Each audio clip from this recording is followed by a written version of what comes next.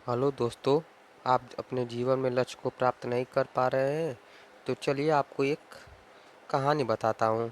उससे पहले एक मोटिवेशन स्टोरी को आप पहले प्रस्तुत कर लेते हैं, उसके बाद बुद्ध जी की कहानी को स्टार्ट करेंगे।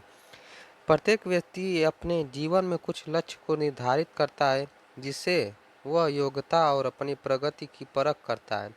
यदि लक्ष्य हासिल नहीं होती तो वो अपने कमियों को देखता है और उसमें सुधार करता है और फिर उन लक्ष्यों को हासिल करने की कोशिश करता है। कई लोग अपने लिए लक्ष्य को निर्धारित करते हैं और उसको पाने की रणनीति भी बनाते हैं, लेकिन वे असफल होते हैं। जागरण अध्यात्मक में आज हम भगवान बुद्ध की एक जुड़ी प्रेरक घटना के बारे में बात करने जा रहे हैं और आपके लिए एक संदेश है।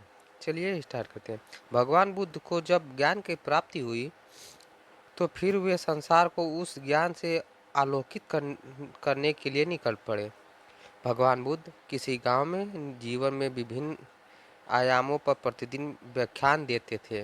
उनके प्रवचनों में जीवन का सार छिपा रहता है। उनकी बातों में लोग बहुत ही गौर से सुनते थे। एक दिन बिना नागा किए वह व्याख्यान सुनता रहा और काफ़ी समय बीत जाने के बाद भी उसने अपने अंदर का कोई विशेष बदलाव नहीं पाया है। इससे परेशान होकर वह एक दिन बुद्ध के पास गया और बोला कि वह लंबे समय से एक अच्छा इंसान बनने की प्रवचनों को सुन रहा है, लेकिन इससे उसे कोई लाभ नहीं हुआ। वह एक अच्छा इंसान नहीं बन पाया, उसमें कोई बदलाव नहीं आया। उसकी बातों को सुनकर बुद्ध जी मुस्कुराए। उन्होंने उसके सामने उसके गांव का नाम, वहां तक की दूरी, वह वहां कैसे जाता है आदि जैसे प्रश्नों की झड़ी लगा दी। जब बुद्ध ने उससे कहा कि क्या वह यहाँ से बैठे बैठे अपने गांव पहुंच जाएगा, तो वह झुझला गया। उसने कहा कि ऐसा तो बिल्कुल भी संभव नहीं है। उसे वहां तक पहुंचने के लिए पैदल चलकर जाना ही होगा। इस पर भगवान बुद्ध ने कहा कि आपको अपने प्रश्न का उत्तर मिल गया होगा। यदि आपको अपने गांव का रास्ता पता है, लेकिन इस जानकारी को व्यवहार में लाए बिना वहां नहीं पहुंचा जा सकता।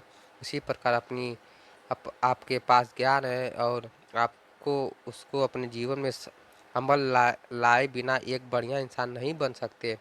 ज्ञान को अपने व्यवहार में लाना आवश्यक है। इसके लिए आपको दृढ़ निश्चय के साथ निरंतर प्रयास करना चाहिए। यही था बुद्ध जी का एक व्यक्ति को ज्ञान। ये आपको स्टोरी अच्छी लगी तो मेरे चैनल को सब्सक्राइब और लाइक कर दीजिए। धन्यवाद।